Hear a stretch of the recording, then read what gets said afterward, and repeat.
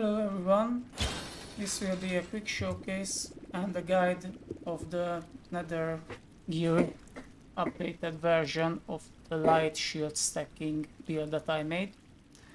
Let's start with a demonstration of what this build can do.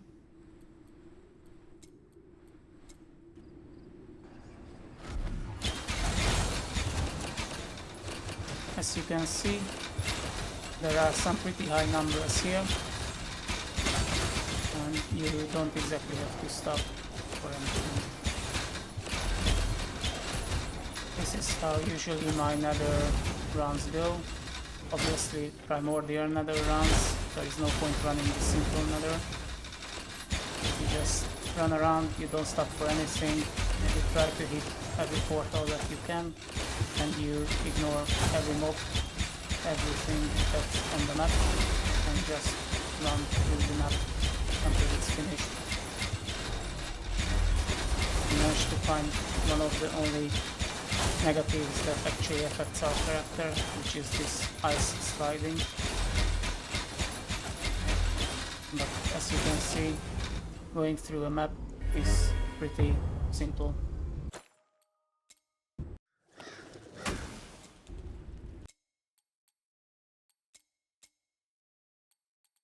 Okay.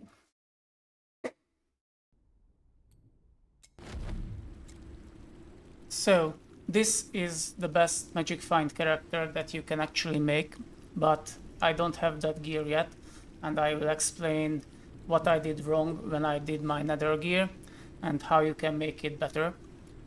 I will probably make a new nether gear set for myself with exactly what I will explain here now, but I want to do a video here so you can do it too.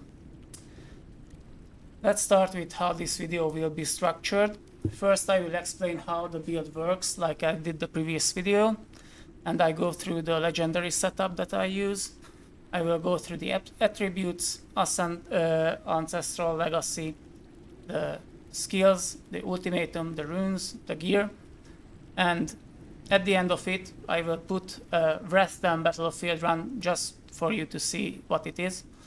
A temple run at 350 plus, just so you can see what a temple run looks like on this character. A primordial nether run that will include a boss fight, and finally I will do an Ohm spoiler, and at the end I will do a forge farm at max level. This is what I did to get all my money and everything else for this gear to be able to be crafted. Okay, so let's go through how this build works and the legendaries that I use for it. This is a light shield stacker build, and what I use is this bow, the primordial bow of the rising sun. What this bow does is it gets an extra additional damage based on the light shield that you currently have. And this is very strong because in the primordial version, your lifesteal will be stealing shield instead of life, and your life will be set to 1. What we can do with this is we can use a ring that will give us additional damage based on our light shield value. What this means is that the more we do damage, the higher our light shield will go, and then it will affect our damage, and our damage will be greater. The soft limit of light shield is 1 million. After that, there will be such a high degeneration of light shield that you won't be able to keep a higher light shield for too long. So this is effectively give us 300,000 added damage for each and every of our primary skill attack. We will use for our primary skill attack arrow shot. The reason for this is because this is the easiest skill to do lots of projectile with.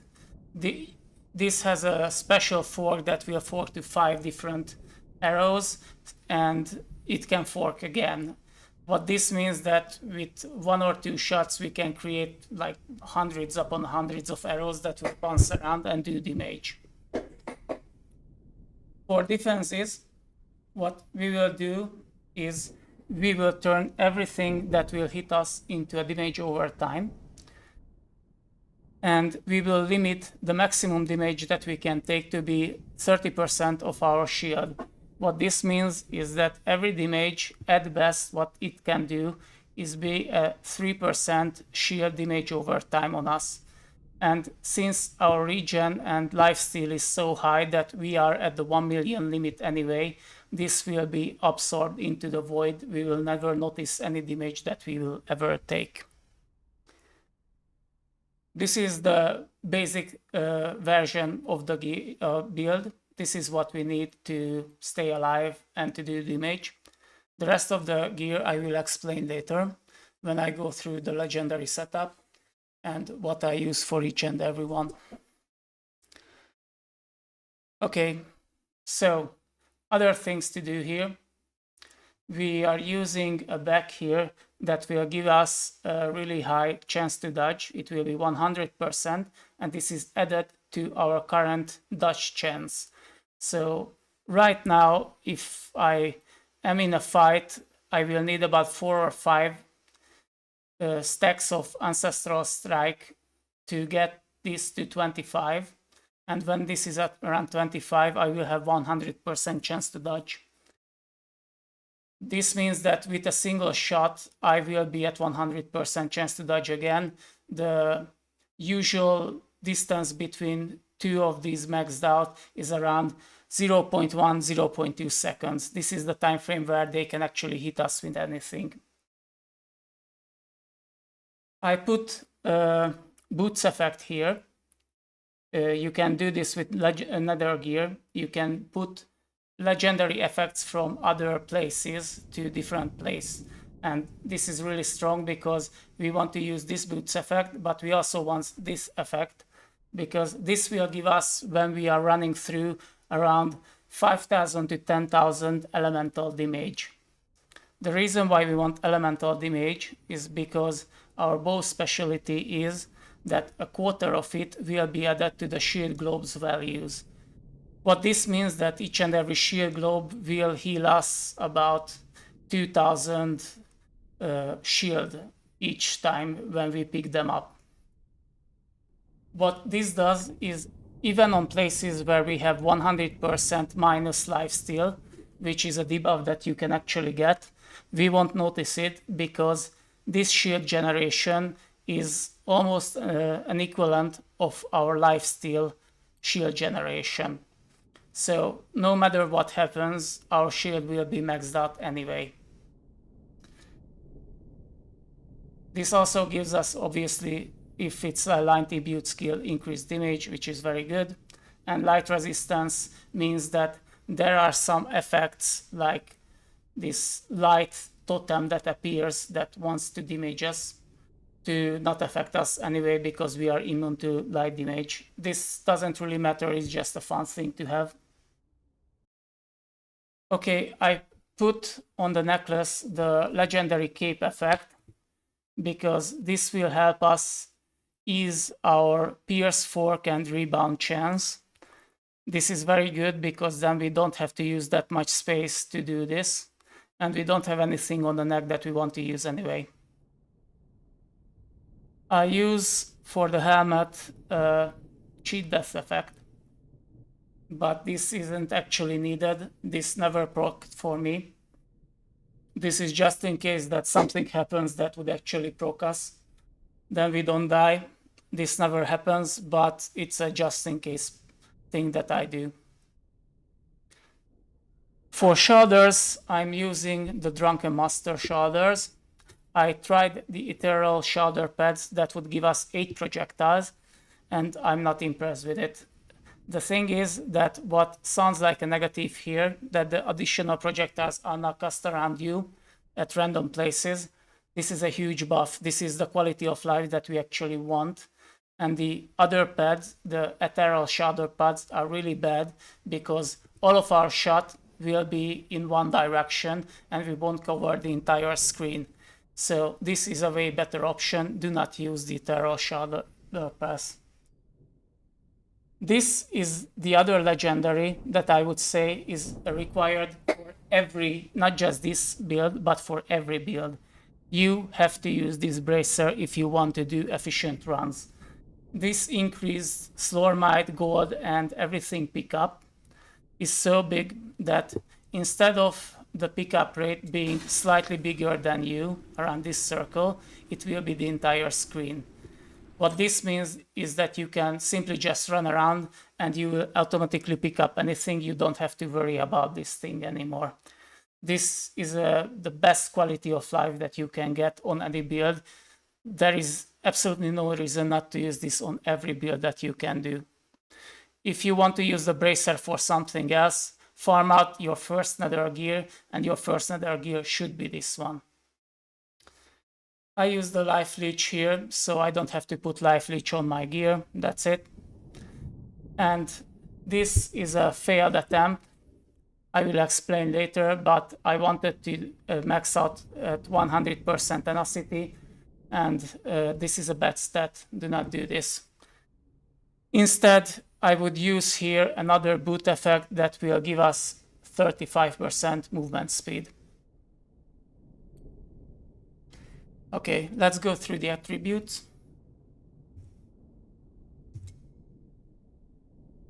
For the attributes, these two are very handy to give us extra critical strike chance and extra ancestral strike chance. We max out bravery because it gives us movement speed, Slorm find, and influence gain, and it will give us a few extra things like magic find and gold gain. Since we don't need damage at all, and we are using added damage, not raw damage, the savagery is not a useful thing for us, and we don't care enough about elemental damage to max this out.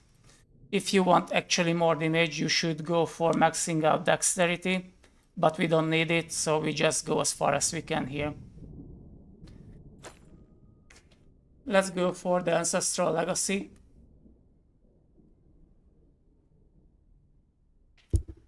I would advise not to put anything here.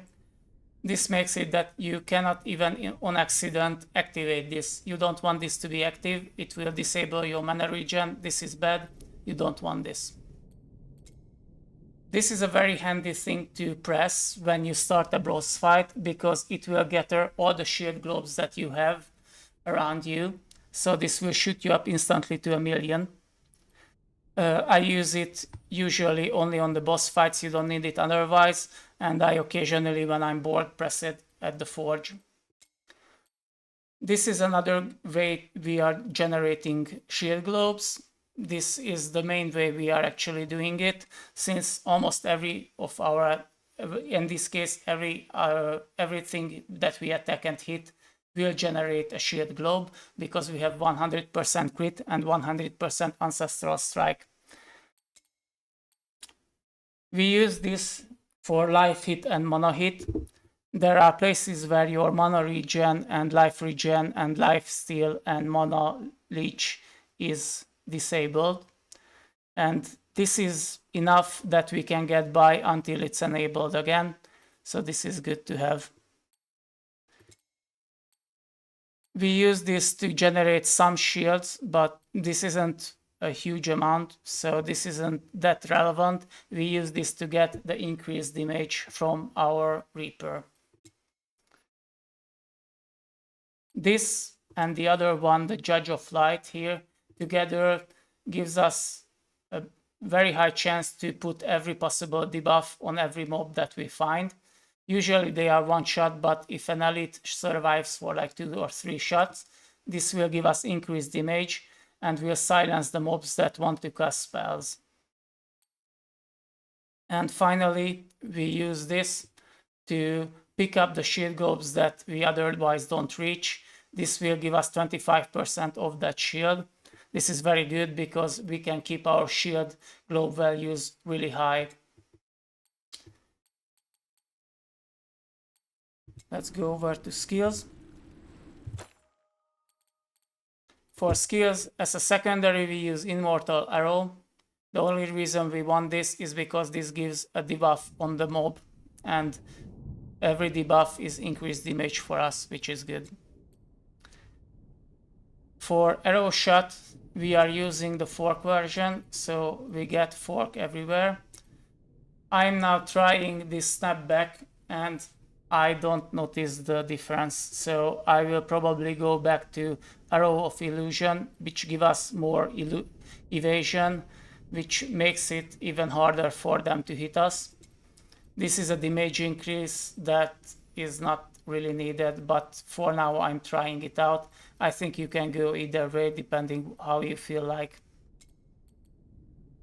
Furious and Fast is giving us almost a 300% increased damage, and also it increases the arrow speed, so this is one of the best stats that we can get on our gear. This is very good, and this gives us extra fork chance. We want the movement speed here. Again, this is a damage that we don't really need or care for. We get some extra damage here for the debuffs. This isn't huge, but it's good to have. We don't use this row at all, neither this row. We want the 10% crit from here, and we want the 40% projectile speed here. We want to get the arrow shot and repel chance on this row. This is another defensive tool that isn't really needed, but it's a very good quality of life. There are boss fights where they use a barrage of projectiles on you that you need to dodge. This way they are deflected from you, so you don't even need to dodge it. It's not like they can even kill you, but it's just good to have. And this is a very good critical strike chance boost that I'm currently not using because I'm at 100% critical strike chance. Just a spoiler, you shouldn't be at 100% critical strike chance. This is a waste of stats and this is very inefficient.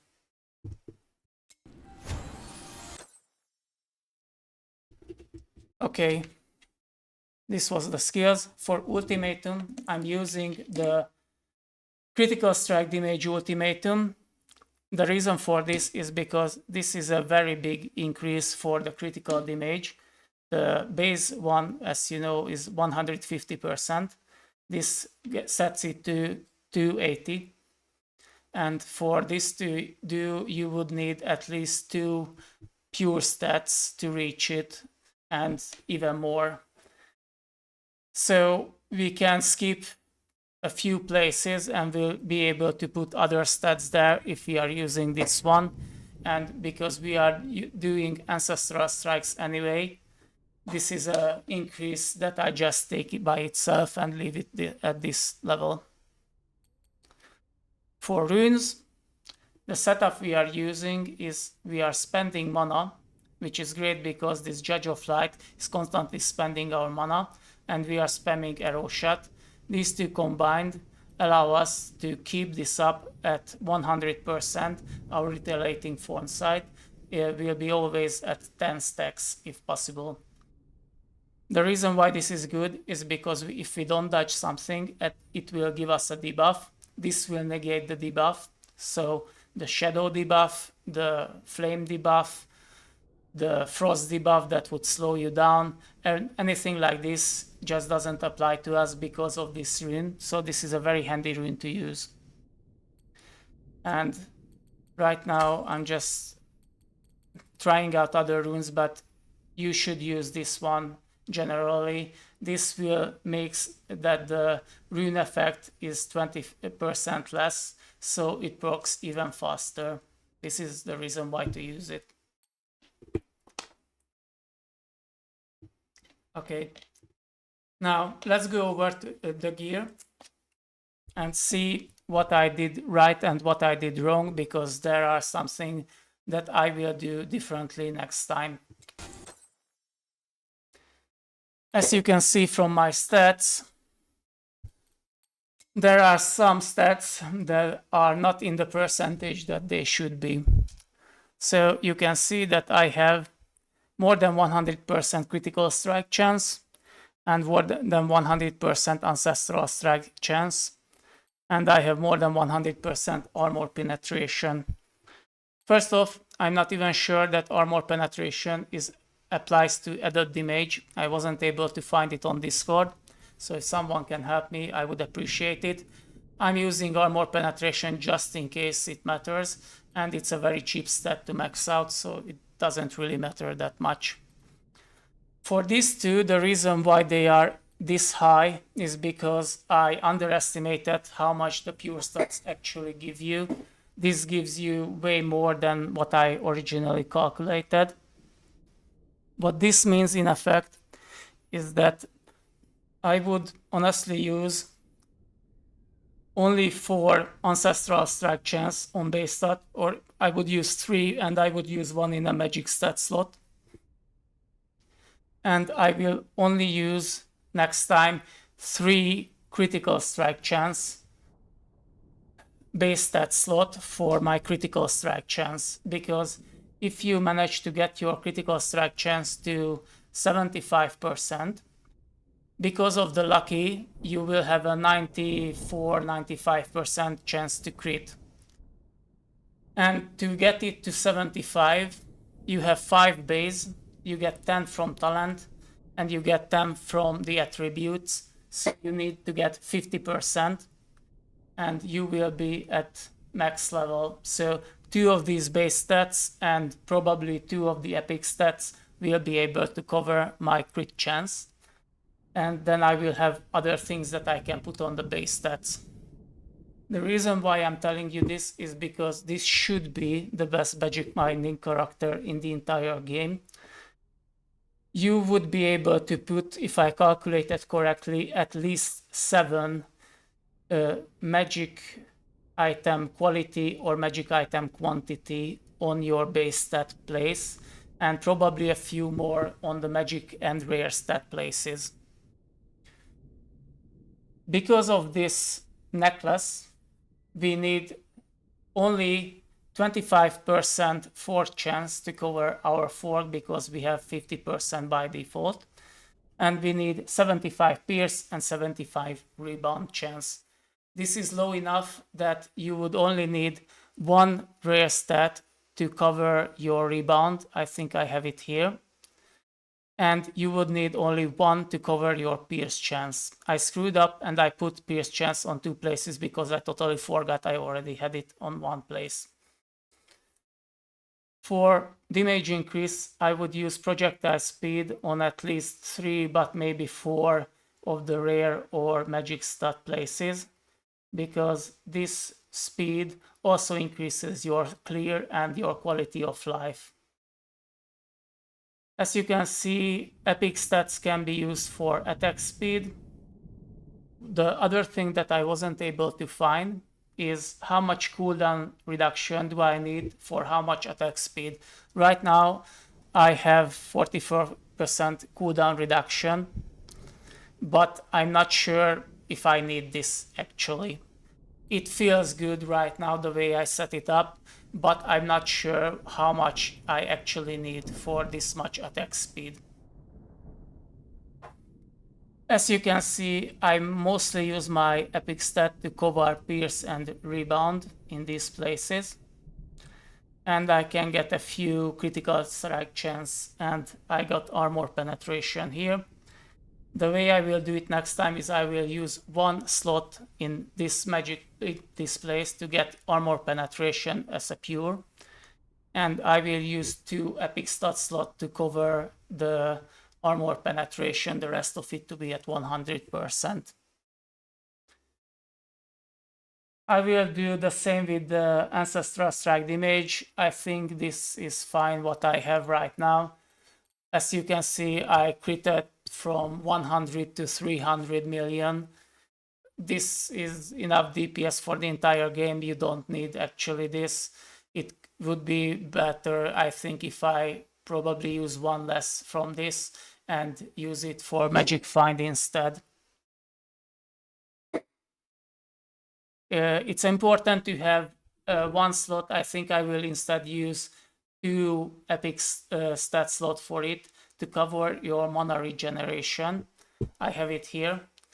You have a base 100 something mana regen, so you need 300 plus on a gear to cover the spending for your Judge of Light. There is one map that is really annoying because of this, where your mana regen is set to 0. And the way to do that map is you simply have to turn off your Judge of Light and do the map that way. It's very annoying and very bad, but what can you do? I usually just simply don't farm that map. For movement speed, I would say I would remove one of my movement speed item that stat that I have on my base stat, and I would use instead here a 35% movement speed instead. This is almost too much movement speed because how the game is set up.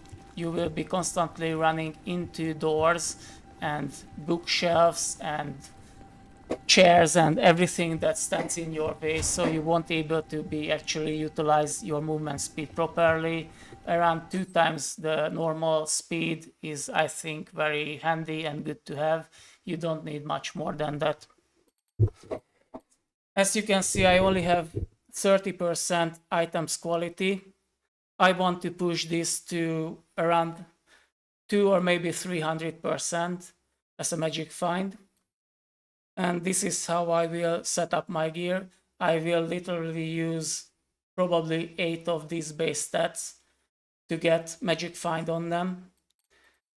And I will use the rest to fill up the rest of my stats.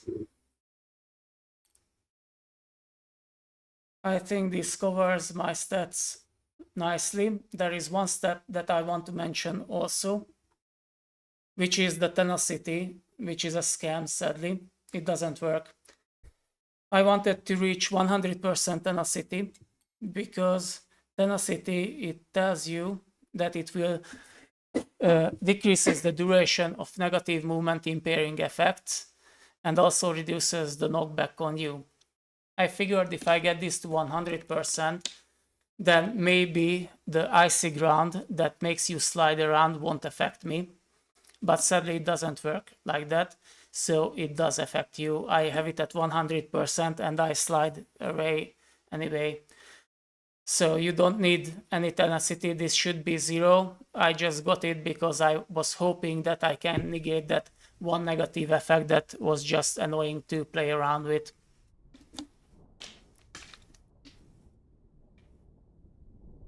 Okay, I think I covered everything. Yeah, I also worth mentioning here the Ultimatum again. It's 280 and I think it's a good enough place to leave it be and scale your damage with Ancestral Strike damage and projectile speed instead. If you want, you can waste your stats and use something else here, and then you can put critical strike damage on your base stats, but I think it's a waste of slot. This is very efficient. Okay. If this is all you wanted, I covered the gear.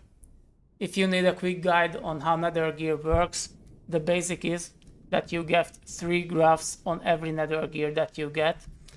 And if you want, you can use that graph to put anything from one item to another item, and the item where you put it from will be destroyed. What this means in practice is that you can put 3 perfect stats that you want on your gear, like in this case, or you can put a legendary that this gear shouldn't have by default, for example this boots effect, on the gear, and then you can put other stats on there as well. This is why this have evasion, because it has it by default, and ancestral strike chance and attack speed. In the next setup I will want to make, this evasion will be gone, and I will get increased evasion from the epic stats instead, maybe 1 magic stats for it. I think this amount of evasion is nice. Maybe I will get it higher, maybe I get to like 50, but that's about the limit that I'm willing to go. You don't need more evasion than this, and you are not getting hit anyway, so it's not really a priority to get. I think this is already way more than you actually need. all this elite damage reduction and everything else is not that useful. The only thing that is useful that I have it on other places is the damage to elites. I think this is nice to have because elites are the only thing that can withstand more than one hit from you, and this effectively doubles my damage against it. So this is very nice to have.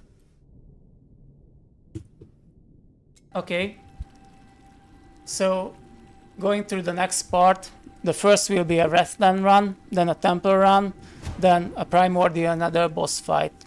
After that I will do a spoiler for Ohm, and then I will show you how I do forge farming. Let's go through the Wrathland real quick. So this is Wrathland, this is what you farm before you do your Nether thing, and this is where you can get some amount of money, but this isn't the place where you should farm your gear after you are getting Nether gear anyway. This is mostly for the influence, but influence isn't worth that much, so I wouldn't worry about getting this to 100% on every level. This is how you go through. The reason why I disable the damage is because I already know that I do millions of damage on each hit. I don't care about it, and I wouldn't be able to see the screen from the damage numbers.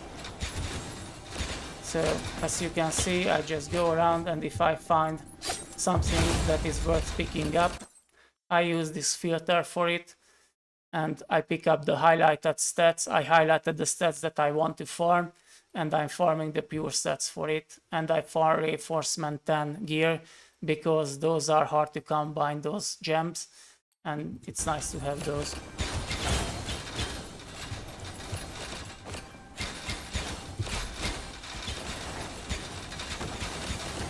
As you can see, the movement speed is really nice. It's really smooth.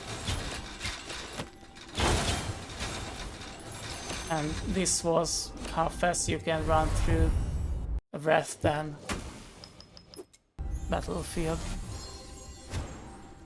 Let's go over the Temple run really quick. I'm at 365 right now, which isn't that high, I think, but it doesn't matter how high you go. Maybe around 2000 you will start notice something, I don't know. The problem with the Temple run is very monotone and boring. I don't really like to do it. The reason why you want it is because you get a lot of pure storm for it, and pure storm you need to craft your pure stats on your gear, so you will need to do this sometimes. I just simply go always for the next strongest one that I can. I'm really wishing if I was able to set this to like 1000 and I can start from there, but you can't.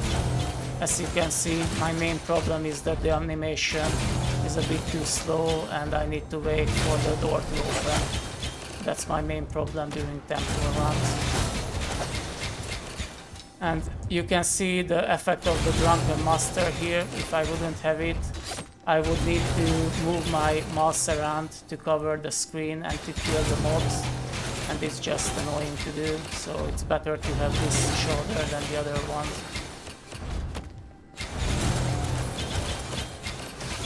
Again, the reason why it's worse than other places to do runs, this temple, is because the mob density isn't that high, and you want a high mob density so your fork can create more and more projectiles to bounce around, and the room is bigger than the usual rooms that you come across. What this means is that your projectile won't be able to bounce around as much as it would in other places, so again it won't create as much extra projectile. Your coverage is simply a bit worse than in other places. Well, you can dodge. Again, the only mobs that can survive a hit from you are the ones that have this blue dot on them, which means that they survive one hit without taking any damage, and sometimes the mobs have like 4 or 5 of these. Okay, I think this is enough. This is how you run temples. As you can see, the problem with high movement speed is it's quite hard to position yourself at the portal so you can actually click the portal. Okay, let's go. And I won't show you the simple nether because it's just not worth to do anything there. All you need to do in the simple nether is you go through once, you clear it, and that activates your primordial nether. This one.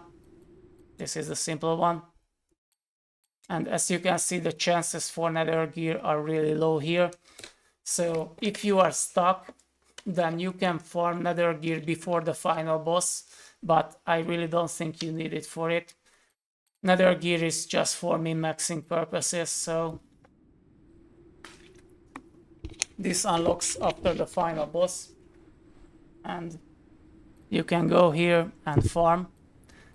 The way I usually do it, people usually suggest places like this, so I think this one is where they revive. I don't know. There is one place where they are reviving and they suggest that for gold farming. I think that's a bad strategy. You should go farm in the forge with high rolling the forge. The way you see, I have 30 million gold. I started from almost 40 million and I got 35 from one forge run. This doesn't mean that you get this on every forge run. The way you do this is that you need to high roll your forge. When I cover the forge, I will tell you what I do as a tactic there. The way I'm farming it is I will search for something that I want for now. For example, magic find.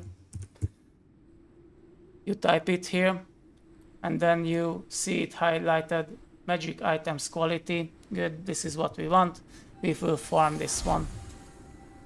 And I won't show this right now, I will just leave. But I will show you the fight. For the fight, you usually want this to be at 200%. It increases your chance to get the gear. But let's say this is the place I want to farm gear from. I was confused about these plus and check signs. This simply means that you don't have this in your stash, so you don't have this legendary, and if you want to collect it, you can from here. But this doesn't really mean anything because you are rolling your legendaries anyway, so these are meaningless. You shouldn't care about the X and the plus, the check signs. Let's say I want to farm this necklace, good and good. Let's start this one. As you can see, you get a lot of debuff to farm these bosses. And the way you do it is just you go and run through every portal that you can. If you lose some portal, that's not an issue because you can, whenever you want, go to the next level. So if a portal is out of my way, I will usually just simply go to other portals, and at the end I will just leave before I need to go there. As you can see in my movement speed, I have trouble going through these doors, and it's a bit hard to see sometimes where you are actually going, but I will leave now this and go to the next level.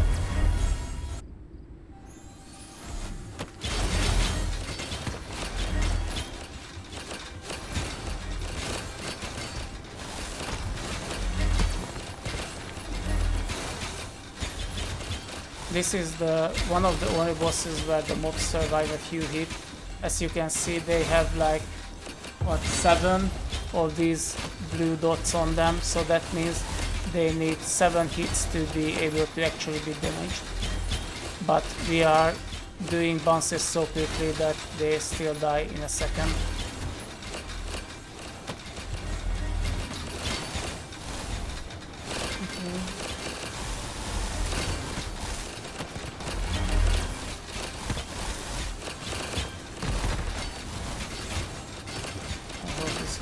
Drain on the obvious.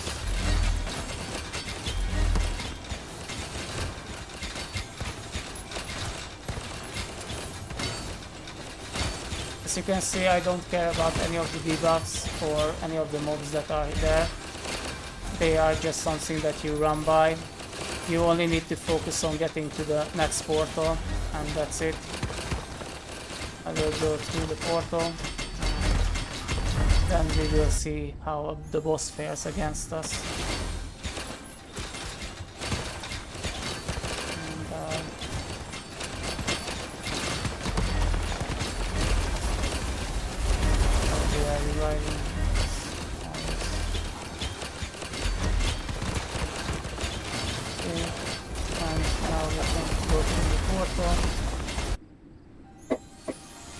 As you can see, nothing can really hurt us or do anything meaningful to us. And now I put down my ring to absorb the globes and just hold down the damage button. This is how your boss fights go. It's very entertaining. You need to kill every mob to be able to hit the boss, so they like to spawn a lot of mobs. So we really need a good coverage or AoE to kill everything and be able to hit them. Okay. This was how a boss fight goes, and now I got another gear for it. You can reroll these to get a higher chance to get another gear. I got one, very good. Okay, this was the Primordial Nether boss fight.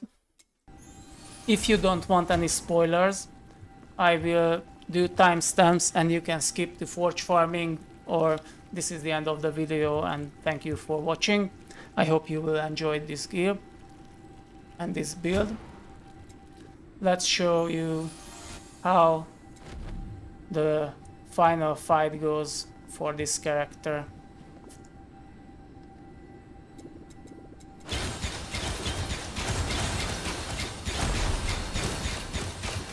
You need to position yourself away from the boss. The reason for it is because it's sometimes hard to see, but my HP and shield goes to 1, but it immediately shots back up to like 5 or 10,000. The reason for it is because this boss has a mechanic that sets your HP and your shield to 1 when it changes phases. So this would be very bad for every other character, but we barely notice it. And even if it managed to get us under 1 HP, we still have cheat death. So this was the final boss. It doesn't drop anything after the first kill, so there is no reason to farm it, but I just showed it to you to see what it's like. Okay. And lastly, let's go through the forge. Obviously, you need the highest rank for this, because that's what gives you the highest stats. And what you want to do is go to this one to get the maximum amount of mob per second. And you stand here, press and hold down your left click. The way I usually position my mouse is I position it just under the next wave, so I can click it fast. And this way I have coverage always around this vertical, horizontal, because these are the two places where mobs can also come out, and I will have always arrows bouncing in between them. And let's go through. You can pick whatever you want. There is only one thing that we maybe come across that you shouldn't pick up, because nobody should pick it up. That is around 700% increased gold, and you will get a random curse. The curse isn't random, it's always the same curse. And that curse is that 25% of your gold increase is now an HP increase for the mobs. This doesn't mean that you cannot do the forge anymore, it just slows it down significantly. It will take about 2 or 3 times as much to go through the forge, and there is no reason to do that, so just don't pick it up. While we are doing it, I will talk to you about my forge farming tactics. The way you want to farm the forge is you always want to high roll the forge. First, I would decide in the beginning whether you go for the gold or do you go for the spirits, the Reaper spirits. If you go for the Reaper spirits, then your tactic should be to get generally one of each and get your main spirit whenever you can, and you want to get your main spirit each and every time. The reason for it is because there is a legendary effect that you can get, and that legendary effect will be that every one of your spirit will be set to the highest spirit amount. So obviously the easiest to get to the highest number is the spirit that is the same as your bows. When I did this, I got, I think one time 11 or 12,000 spirit of each. This doesn't mean that you will get this every time, but this is something that you can possibly high roll. So if you are doing spirit farming and you do like 4 of them, or one of them, you will get this, and that will be a high enough spirit return that it will cover more than if you farmed your spirit that you actually wanted anyway. That's why I say that you should go for these high roll chances, because these legendary effects are so strong that you should be willing to risk getting a lower return on your forge run to get these high rolls, because you can high roll to such an extent that it's worth it to do so. The other thing that you can do is go for gold here. This simply means that you will need to go pick up increased gold wherever you find, and you want to get Slorm as much as you can, and if not, you should get spirits, for the reason that there are legendary effects, and one of the legendary effects is to translate all your Slorm into gold, flat gold, which means that if you get it at like turn 70, which I got one time, it turned around 80,000 maybe Slorm into, no, it was more than 100,000 Slorm into gold, and that means that you will have a flat amount of gold that is so great that when you are doing the multiplication with it, you can get like 35 million gold out of it. And this is very good. And usually if you don't get it, you still get around 5 million out from a run, so 5 million in 30 minutes is still comparable to other gold farming strategies. The other legendary that you can get for gold farming is turning your Reaper spirits into gold, 35 gold for each Reaper spirit. That's why, again, you want to go for Reaper spirits as much as you can next to this.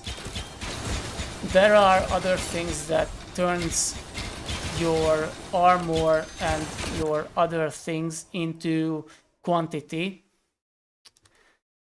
As you can see, we killed the forge guard that appears sometimes. You usually don't notice it. It tends to die off screen because you have too much damage.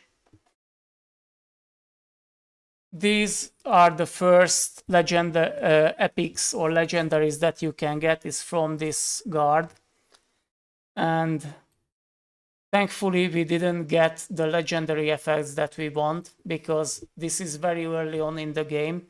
So this is what you usually want, is this quality 25%, this is excellent, this is great. Or quality 2% for each wave. This is even better, so we will pick this one. You don't really need to pay attention to this obelisk. You just stay here and it's protected because you are shooting at everything, so who cares? Okay. The other legendary that can drop is turning your fragment and I think equipment and other qualities into general quality, and that's also very good if you want to get a lot of legendaries and high amount of good fragments and everything, so it's worth to pick up if you want to farm for those.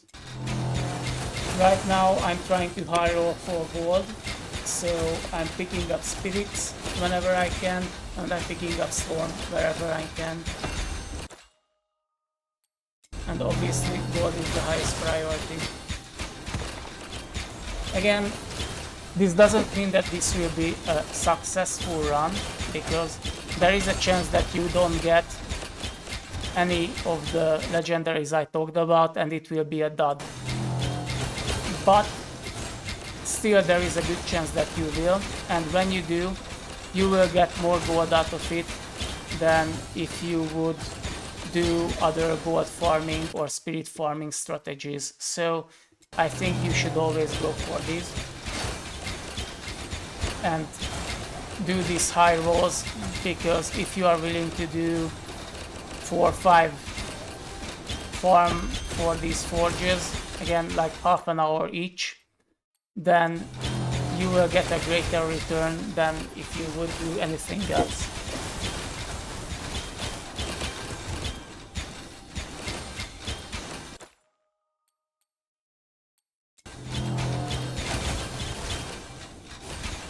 Again, efficiency is, I think, the key here. You don't need to move. You want to click this as fast as you can. Obviously quantity is very good, so you want to pick up quantity wherever you can. Quality is also nice, but quantity is king, so you should pick up quantity. This is in a very bad place. Usually they tend to be around here, and then you don't have to worry about them. Now I have to put actually a bit of effort into doing it. So, oh, I guess I didn't have the Siege Master. Weird, I thought I already killed it, but never mind then. The Siege Master usually drops a legendary effect because I have all the runes now. If you don't have every one of your runes, then what you should do is go for a Forge 0 and go as far as you can to get the Siege Master, and whenever the Siege Master is done, you should immediately quit and get the rune and get out, because it doesn't work to farm it anymore. Again, see, this covers all my spirit into Reapers, into the one spirit I have. I will use this right now and hope that I will get the one that will convert every one of my other spirits into the equivalent of this one, and with this I can get a multiplication that is otherwise not possible.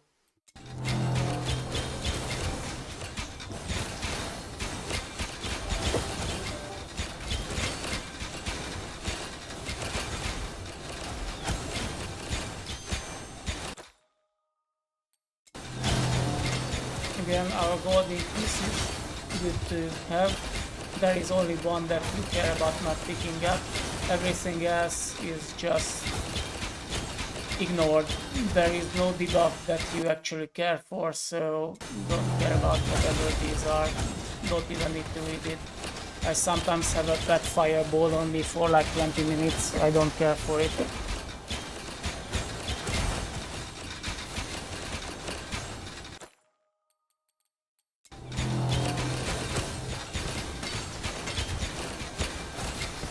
Yeah, the only thing that usually manages to hit you, if you want to know what being hit means on this build, is on-death effects where they have these explosions, and there is an on-death effect where they do one auto attack, and there is the on-death effect of burning ground. If there is like 2 of these at once, then you will have some chance to be hit, but you will absorb it anyway, so it's not a big issue.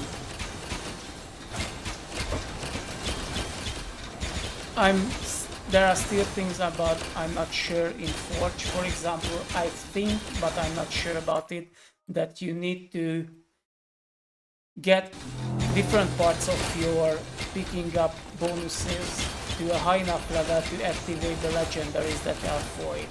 So I think, but I'm not sure about this, that you will need to get equipment percentages to get the equipment percentage legendary effect. Again, I'm not certain about this. It might be that this is just the way I rolled it, and maybe I didn't notice when I didn't get the ones that I needed, but it tends to give you the spirit ones that you actually want. So I will show you next wave that how much spirit I already have, and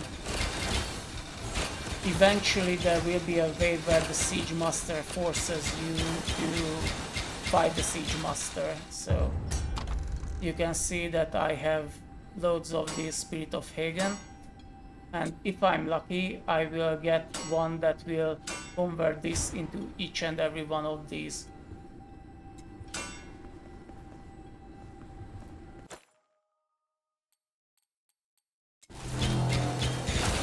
Yeah, there is no much point picking up the rest, but let's see it anyway.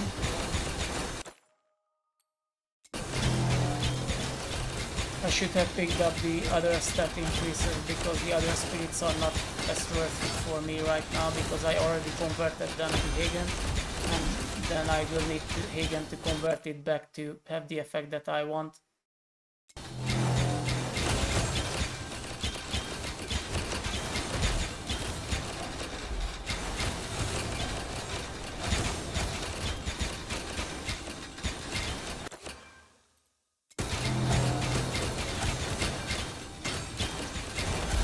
Again,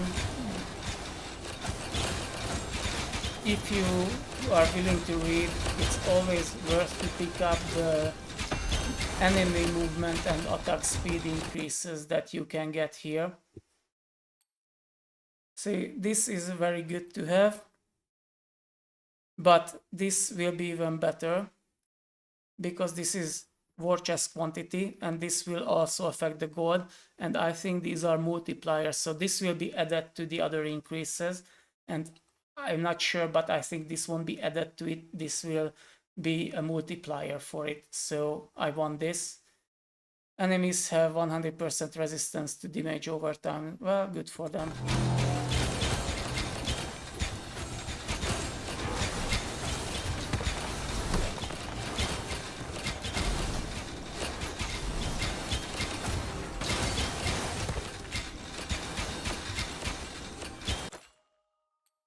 Okay. As you can see, we are already at wave 41. It goes to 100, so I hope I can go too fast on the whole thing. I want to show you the actual full run of this.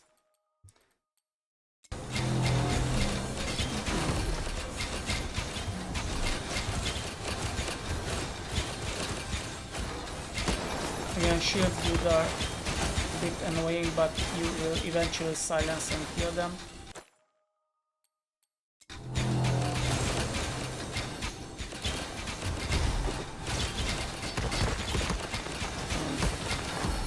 If somebody has other tactics that makes this even faster, so you can make the mobs come out, for example, faster somehow, I would love to hear it, because my biggest problem is that I want to spam all 231 mobs at once, and they are really slow getting out from there.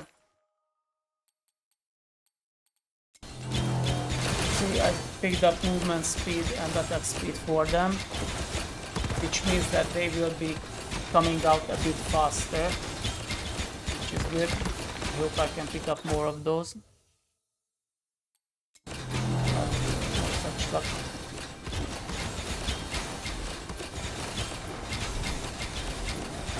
Let me know if this resembles your usual forge farm.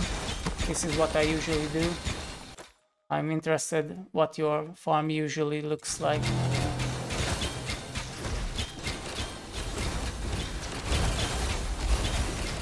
As you can see, even in a very volatile place, the obelisk is still relatively safe, and now we are getting the blowing up dudes.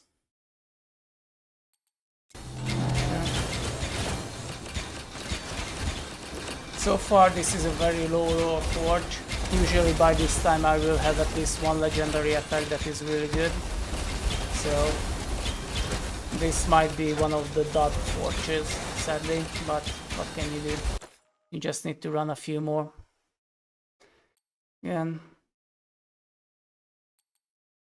Siege Leader spawn chance.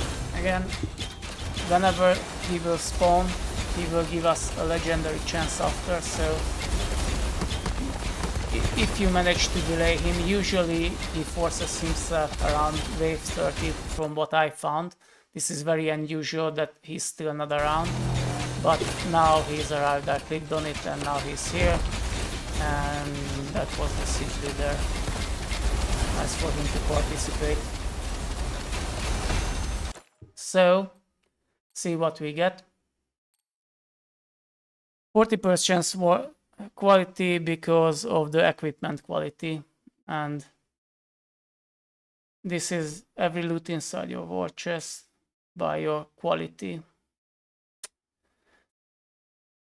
These are not great, and this is a very good increase for the fragment quality, as you can see. This isn't what I actually wanted, but this is still good, so I will pick this one up. But if there was another quantity one, I would pick up the quantity one, but these are qualities, and that means that this would give me higher chance for legendaries, which is the main thing actually, and higher chance for them to be the Slormite as Slormines to be better quality. But I will just pick this one and go. Again, since we already paused it, it's not much point picking these up, but we might get still legendary effects that will use these stats. Again, you want these base things to pick up, so your legendary rolls will be the highest possible ones. So just attack speed, movement speed, make them even faster, they are still very slow.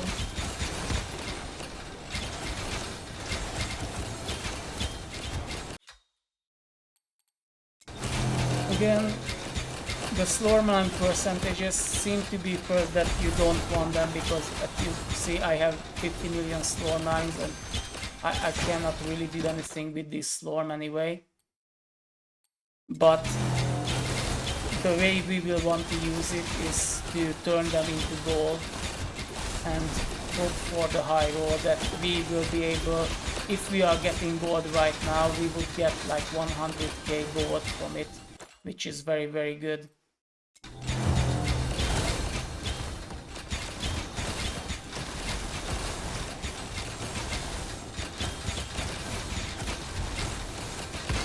Again, I might be doing this wrong because it's entirely possible that this multiplier doesn't actually affect the Slorm that converts to gold. I haven't really checked it that closely. But if it's not, then oh well, I should pick up the other ones. If you think that it doesn't affect it, let me know. I might change my tactics. So far I found it that it's good to pick up the Slorm percentages, but maybe it's a worthless thing to have.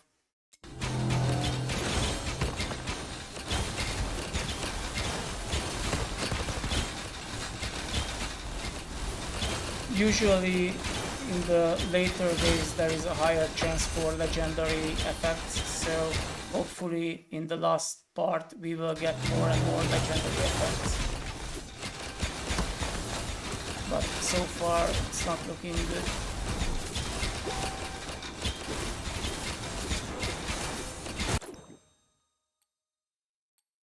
Okay. As you can see my buffs here. This means that 7 under there, that there will be 7 on hit effects that I can tank, and I won't notice the negative effects I will get from it. So now mobs have this shadow attack for a while. That would give me a debuff, I think, but because of this I don't get a debuff. and I don't have to worry about it. Again, some on-death effects, very scary. The reason why you don't really want these on-death effects right now is because they will occasionally hit my obelisk, and I want my obelisk nice and healthy. But what can you do?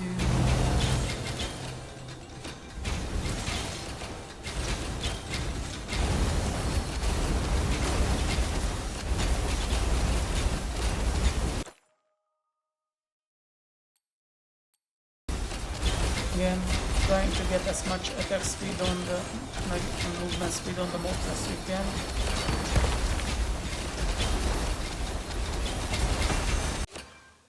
I had my previous run where I had 4 or maybe 5 obelisks at once. It was very funny and good to have, but this is a fairly below the average run so far, sadly.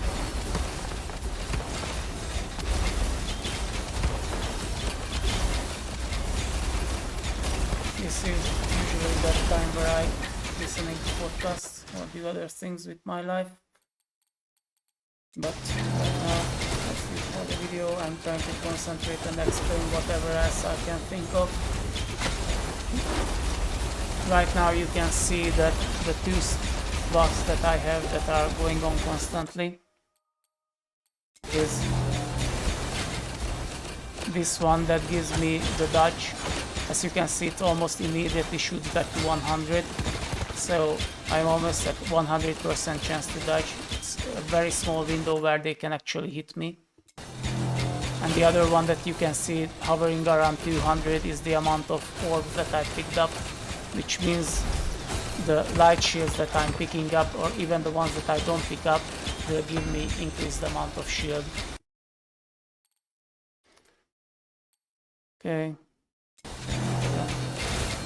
As you can see, usually you need to go into these domes to dodge the ice bolt attack that will 100% hit you,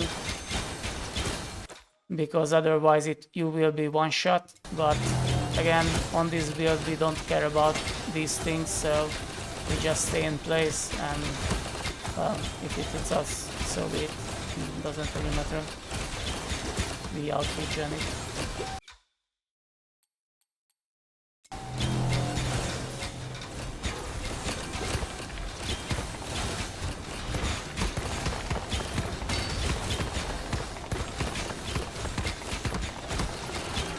Really hoping I can show you the high roll that we can have here, but so far no such luck.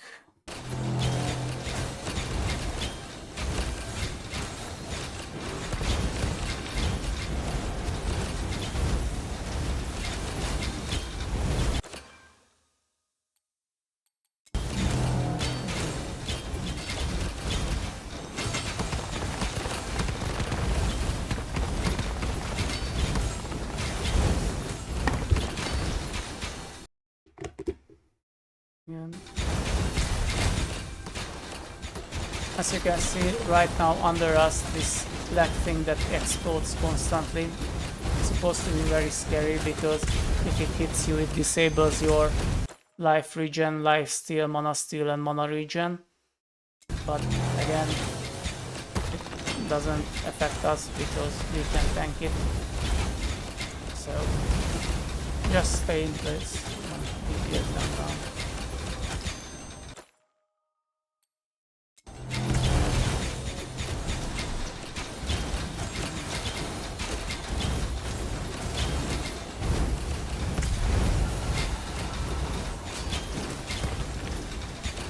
If you guys actually have a guide for the forge, I would be glad to listen to it, because these are the things I found so far on my own. But to be honest, even I'm not sure if I'm following the best farming strategies here. I did quite a few so far to get the money and gear that I need, but still I'm not sure about quite a few of these things.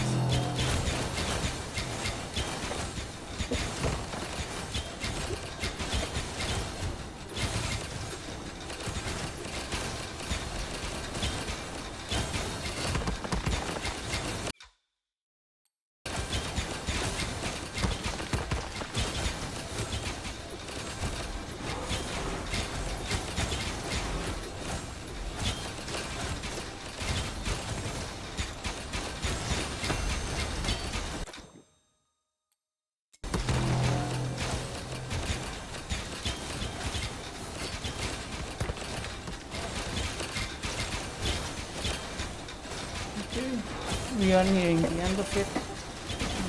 Let's see. So far, no such stuff.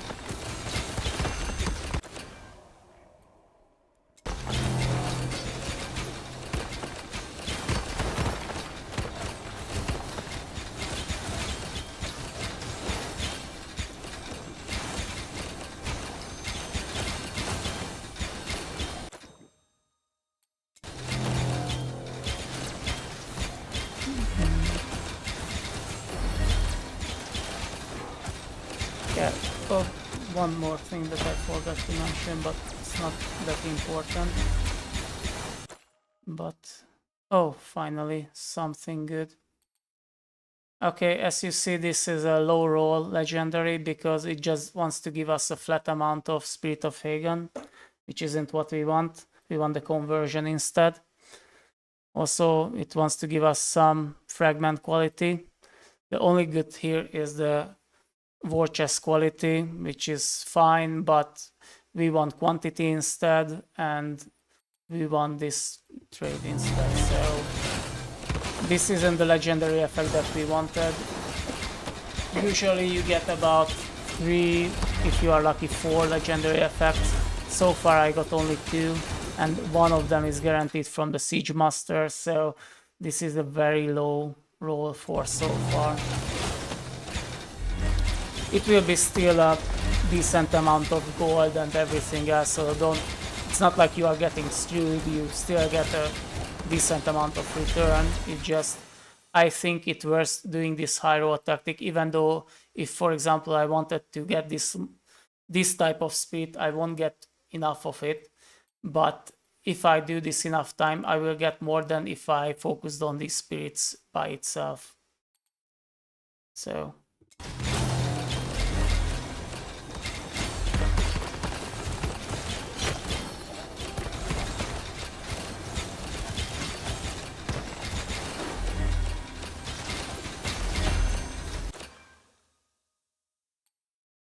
again,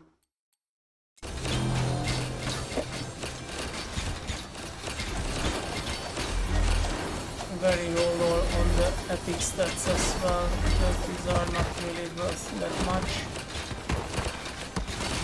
We want different kinds of epic rolls instead.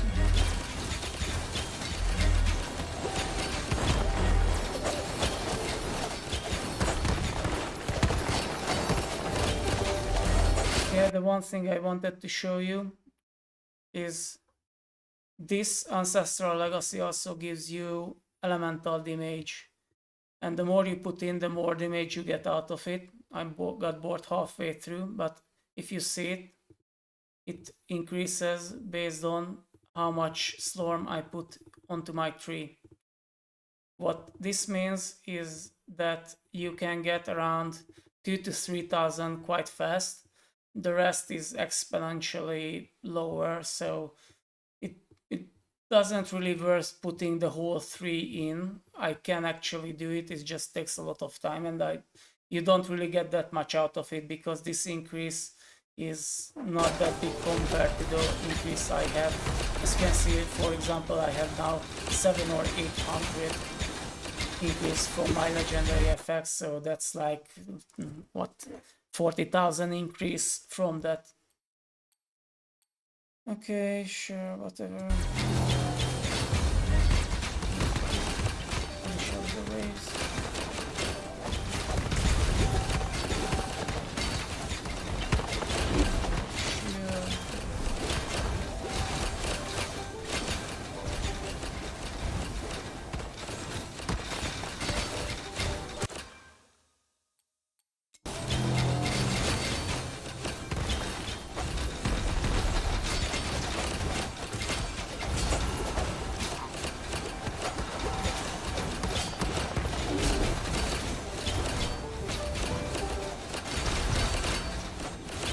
also forgot to mention, but it might be worth it to, for the first, say, 20 levels, go for each and every of these spirits, because there is a legendary effect that especially the Siege Master want to drop, which is that if you have each and every spirit, it will, I think, increase every normal spirit gain that you get from each level by 100%, which is a very good one to have.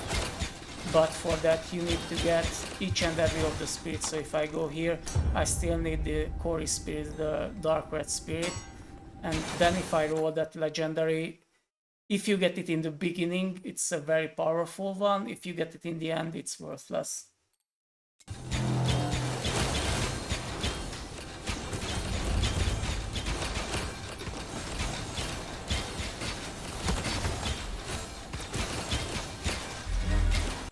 Eight more waves to go. And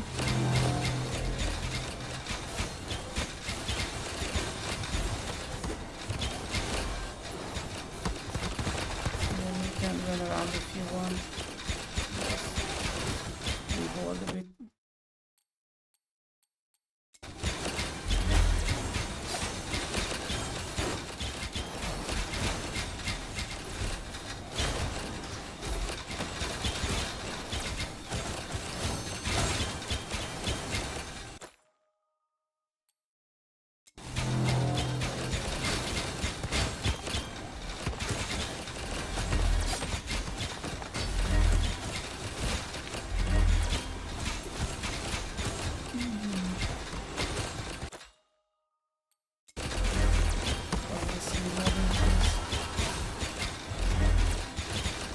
As you can see, if you don't pick up any conversion, the usual amount of gold I end up with is it's around 70,000, if I remember. 70,000, yeah, around that, 80 maybe.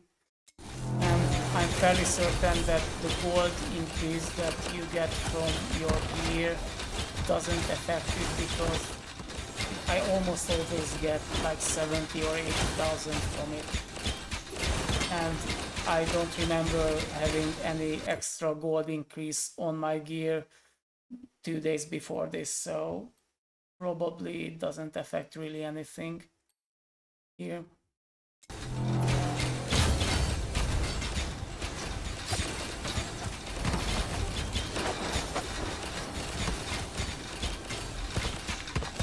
Yeah, now we have our pet fireball. Just stay in place and wait with your own little fireball. Look how cute he is.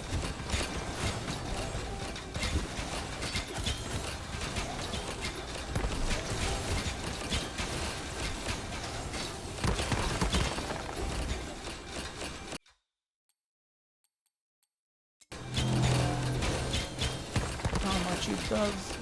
Oh, it should hit me for like 50k. Wow. By the way, that's one of the highest hitting things that can be in the game, and it's still not at 1/3 of my actual shield, so it doesn't even activate this effect. Oh. Okay, that was it. So this was a low roll, but as you can see, we still get some out of it. But this is what I'm talking about. If I got the conversion, I was one time getting it at like wave 70. It wasn't this high, it was about 14,000. And I got each and every one of my runes to 14,000. And that's how I leveled up most of the runes that you see on my gear, because of that one run. And as you can see, I have loads of random fragments and a bit of quality on it. But when I was forming legendaries, I got the item conversion for it, and I got for the item one, I guess, a 100% increase, and also like a 400 here. And I had 2 stacks of full of legendaries that I can convert to the legendary disenchant. And this is a very low amount of gold. And this is what happens when you literally get 0 of the conversion. As you can see, if this was converted here, then 1 million will be multiplied by this instead of the 5 or 6,000. So this would be around several millions of gold, like 30 something millions of gold you will get out of this, or 40 maybe. But I didn't got lucky, and I think it worth doing this gambling every time, because on average you get a better result than if you do other strategies.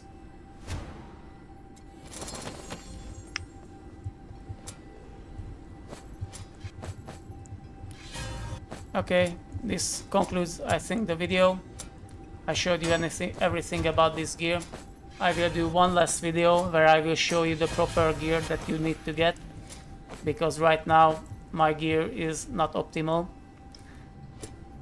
And that will be the final conclusion for this build, I think. Take care. Bye.